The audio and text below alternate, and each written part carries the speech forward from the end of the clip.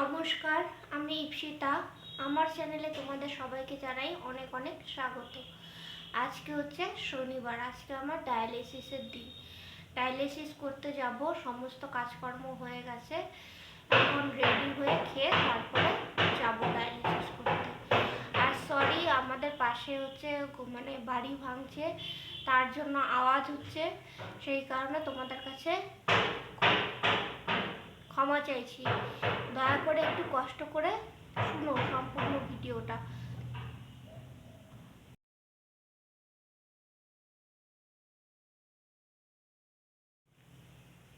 আর যারা আমাকে সুন্দর সুন্দর কমেন্ট করে আমার মনের জোর বাড়িয়ে দিচ্ছ, তাদেরকে জানাই অসংখ্য ধন্যবাদ।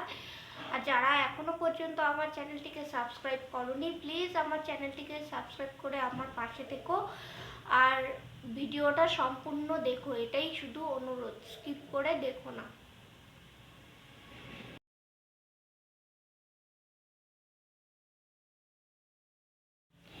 আমি আগের ভিডিওগুলোতে বলেছিলাম যে আমার ইউরিনের একটা বিশাল সমস্যা ছিল।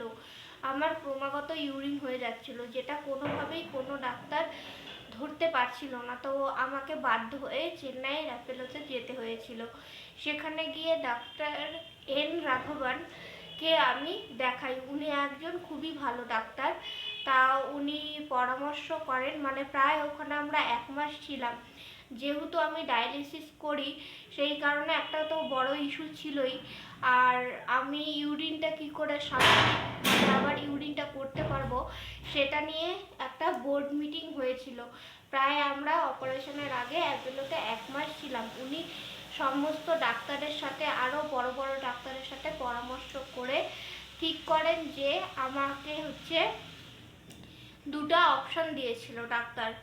বলেছিল, একটা হচ্ছে প্রথম অপশন ছিল, যেহেতু আমার ব্লাডারটা ছোট হয়ে গেছিলো, ব্লাডারের ভেতরে ব্লাডারের যেই রাস্তা দিয়ে আমাদের ইউরিনটা বের হয়, ওই ইউরিনের রাস্তাটা আমার যেহেতু ছোট হয়ে গেছিল, সেই কারণে উনি বলেছিলেন যে ওই জায়গাটা বড় করে দেবে অপারেশনের মাধ্যমে, কিন্তু তবুও আমাকে সারা জীবন পাইপের সাহায্যে ইউরিন করতে হবে। এটা একটা অপশন দিয়েছিল। আর 2 নম্বর অপশন কি? 2 নম্বর অপশন ছিল হচ্ছে স্টোমা করে দেবে। আমাদের শরীরের ভেতরে ইলিয়াম থাকে, ওই ইলিয়ামটাকে বাইরে বের করে দিয়ে। এত আওয়াজ হচ্ছে না, কি করে ভিডিও করব, আর উপায় নেই, আমি আবার যাব হাসপাতালে। যাই হোক, ওই ইলিয়ামটাকে বের করে দেবেন, ওখান দিয়েই আমার ইউরিনটা হবে। তো ইলিয়ামটা খালি রাখা যাবে না, যেহেতু শরীরের বাইরের একটা শরীরের ভেতরের একটা জিনিস বাইরে বের করে দেবে। তো সেটার একটা উপায় আছে। সেটা কি উপায়? সেটা হচ্ছে এক ধরনের ব্যাগ পাওয়া যায়, স্টোমা ব্যাগ। একটা স্টোমা আর একটা আছে ইউরিন ব্যাগ। আমি তোমাদের দেখাচ্ছি, ওয়েট করতে। এই দেখো, এটা হচ্ছে স্টোমা আর এটা হচ্ছে ইউরিন ব্যাগ। এটা হচ্ছে ইউরিন ব্যাগ। তো কি করবে ডাক্তার? অপারেশনের পরে হচ্ছে ওই ইলিয়ামটা যে বের করে দেবে, তখন আমার অপারেশনের আগের কথা বলছি, ঠিক আছে? ইলিয়ামটা বের করে দেবে।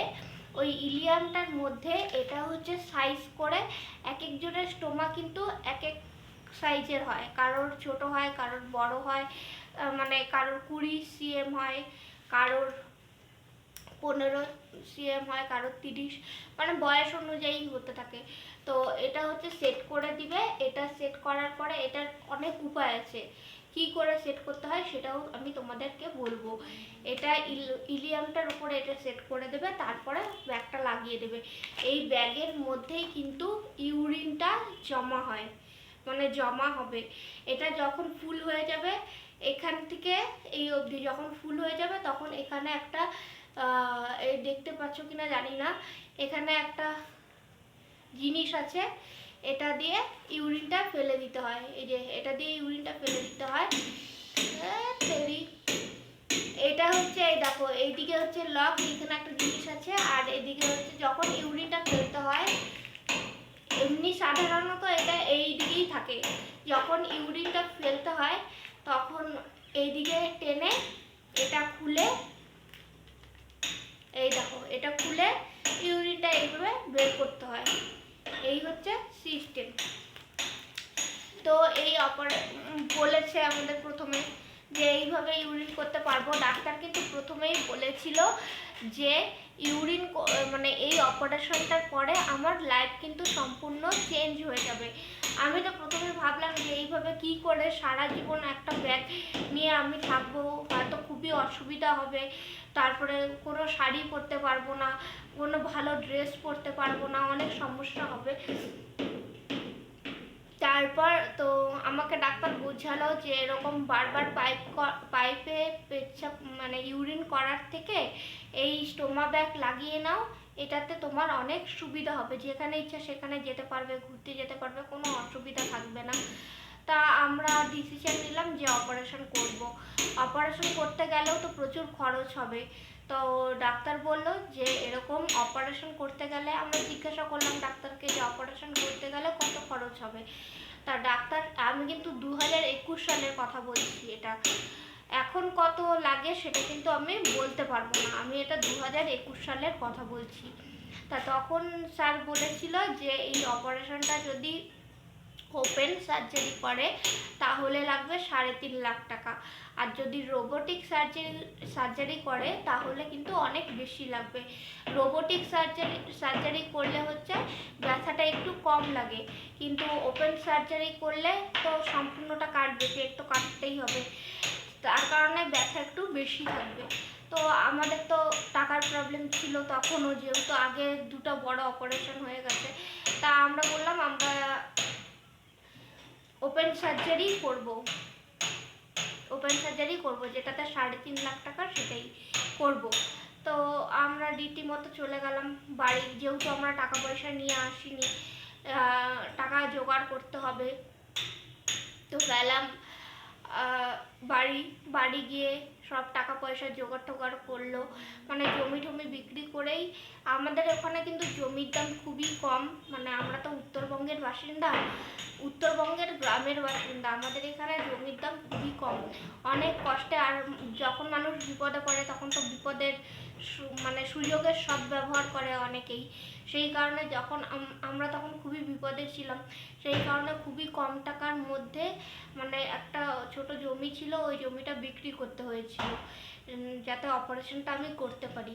তো যাই হোক, ওই জমি বিক্রি করে যাই আবার চেন্নাই, তাও আমাদের টাকা শর্ট ছিল। তারপরে প্রথমে আমাকে ফার্স্ট ডেট দিয়েছিল মার্চের 29 তারিখ, কিন্তু আমরা তখনও টাকা সম্পূর্ণ জোগাড় করতে পারিনি, সেই কারণে আবার আমাদের ডেটটা পেছাতে হয়, পিছিয়ে আমাদের ডেটটা নেই হচ্ছে এপ্রিল মাসের 21 তারিখ আমার অপারেশনের ডেট দেয় ডাক্তার। তারপর এক সময় হচ্ছে ডাক্তার বললো যে আমি একজনের সাথে তোমাদেরকে পরিচয় করিয়ে দিচ্ছি, সেই তোমাকে এই স্টোমাটা আর ব্যাগটা সাপ্লাই দেবে, সে চেন্নাইয়ের একজন লোক। তো উনি খুবই ভালো মানুষ, উনি সব বুঝিয়ে দিল যে কী ব্যাপার কী বৃত্তান্ত, মানে আমাকে বললো ভয় পেতে না, এরকম অনেক মানুষই এইভাবে ইউরিন করে, এইভাবে পটি করে, অনেকের আবার একসাথে পটি ইউরিন দুটোই হয়। একটা বাচ্চা মেয়ে ফটো দেখালো, মানে সে তার জন্ম থেকেই ইউরিনের সমস্যা, ওই বাচ্চা মেয়েটার, ও ওইভাবে ইউরিন করে, বললো যে প্রথম একটু অসুবিধা হবে, কিন্তু তারপর কিন্তু সব ঠিকঠাক হয়ে যাবে, একদম নর্মাল লাইফ হয়ে যাবে। তো আমার অপারেশন হলো, অপারেশনের দিনেও মানে খুব খারাপ অবস্থা ছিল।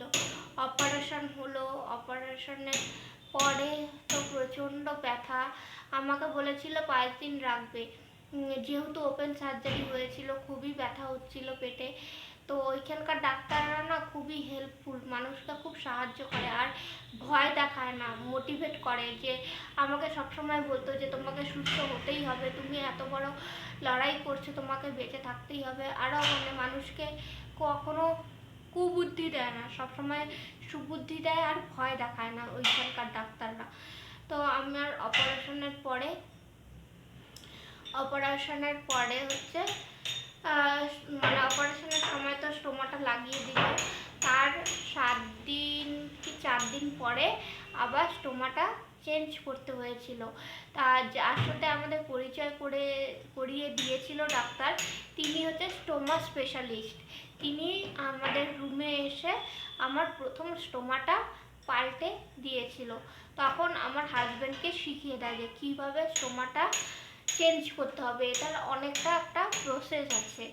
প্রথমে কি করতে হবে সেটাই বলছি। মানে প্রায় 1 ঘন্টা লাগে ওই প্রসেসটা করতে। যখন স্টোমাটা লিক হবে তখনই কিন্তু স্টোমা চেঞ্জ করতে হয়, তার আগে স্টোমা চেঞ্জ করার কোনো ব্যাপার নেই। আমার স্টোমাটা যেরকম 7 দিন চলে, যেহেতু আমার ইউরিনটা কম হয়, কিডনির প্রবলেম আছে, সেই কারণে স্টোমাটা 7 দিন পর লিক হয়, তারপরে চেঞ্জ করে দেয় হাজবেন্ড। কি প্রসেস? প্রথমে স্টোমাটাকে মানে যা ব্যাগ আছে সেটা তো খুলতে হয়। খুলে সম্পূর্ণ জায়গাটা পরিষ্কার জল দিয়ে পরিষ্কার করে নিতে হয়। স্নান করতে পারলে সব থেকে ভালো। ডাক্তাররা বলে যে স্টোমা যেদিনকার চেঞ্জ করবে ওদিনকার স্নান করতে। প্রথম অপারেশনের সময় তো সাথে সাথে ওই জায়গাটায় সাবান লাগানো যায় না, কিছুদিন পর 15 দিন বা 20 দিন পরে ওই জায়গাটার মধ্যে সাবান লাগাতে বলে। সাবান লাগালে কোনো অসুবিধা হয় না, কিন্তু খুব সাবধানে করতে হয়, কারণ ওখানে একটু যদি খোঁচা লাগে তাহলেই কিন্তু রক্ত বের হয়ে যায়। তো ডাক্তাররা বলেছে যে যদিও কোনো সময় রক্ত বের হয়ে যায় তাহলে কোনো অসুবিধা হবে না, ওটা একাই বন্ধ হয়ে যায়। তো আমারও বের হয়েছিল, 2-1 দিন বের হয়েছিল, তো একাই বন্ধ হয়ে যায়। কিন্তু যখন ড্রেসিংটা করতে হয় তখন কিন্তু খুবই ক্লিনভাবে করতে হবে, যাতে কোনো ইনফেকশন না হয়। তো প্রথমে স্নান করে নিতে হয়। স্নান করার পরে স্টোমার জায়গাটা ভালো করে সাবান দিয়ে, মানে স্টোমার মধ্যে তো দেওয়া যাবে না, সাইডে ভালো করে সাবান দিয়ে ধুয়ে নিতে হয়। তারপরে স্নান করে এসে আবার পরিষ্কার জলে ওই তুলা দিয়ে, বা আমার কাছে এখন গজটা নেই, গজ দিয়ে আমি দেখিয়ে দিতাম, গজ দিয়ে ভালো করে পরিষ্কার করে নিতে হয়। তারপরে পরিষ্কার করার পরে এই দেখতে পাচ্ছ এই পাউডারটা উপরে দিয়ে দিতে হয়। দেওয়ার পরে পাউডারটা ভালো করে ছড়িয়ে দিয়ে মুছে নিতে হয়। তারপরে এই স্টোমাটা কাটতে হয়, মাপ অনুযায়ী স্টোমা কাটতে হবে। স্টোমা কেটে এই যে এই আঠা, এটা পিছনে লাগিয়ে নিতে হয়, গোল করে লাগিয়ে নিতে হয়। লাগানো হলো, তারপরে স্টোমাটা সেট করতে হয়। সেট করা হয়ে গেল। সেট করার পরে এই ব্যাগটা লাগাতে হবে, ঠিক আছে? ব্যাগ লাগানোর পরে তারপরে এক ধরনের গ্যাটিস পাওয়া যায়, আমি এখন এইটা ব্যবহার করছি। এটা এমনি নর্মাল দোকানে পাওয়া যায়, আর চেন্নাই থেকে যেটা পাঠায় ওটা হচ্ছে আর এক ধরনের, ওটা এখন নেই আমার কাছে। আমি তারপরে এটা দিয়ে চারিদিকে লাগিয়ে দিতে হয়। তারপর কি করতে হয়, 15 মিনিট চেপে ধরে শুয়ে থাকতে হয়। তারপরে তোমার স্টোমা লাগানো হয়ে গেল। কিন্তু একটা কারণ আছে, একটা জিনিস দেখতে হবে যে স্টোমাটা যখন লাগাচ্ছ তখন কিন্তু ইউরিন হলে স্টোমা লাগানো যাবে না, তাহলে আঠাটা কিন্তু কোনো কাজ করবে না, ইউরিন বন্ধ হবে। যেহেতু স্টোমা দিয়ে ক্রমাগত ইউরিন বের হতে থাকে, সবসময় তো আর ইউরিন বের হয় না, যখন ইউরিনটা বন্ধ হয়ে যাবে তখনই হচ্ছে স্টোমাটা লাগাতে হবে, ঠিক আছে? আর আমি এগুলা দামগুলো বলে দিচ্ছি। এই দেখো, এটার মধ্যে স্টোমাটা আসে, এখানে 5টা স্টোমা থাকে। এটার দাম হচ্ছে 1350 টাকা। 5টা স্টোমার দাম 1350 টাকা, ঠিক আছে?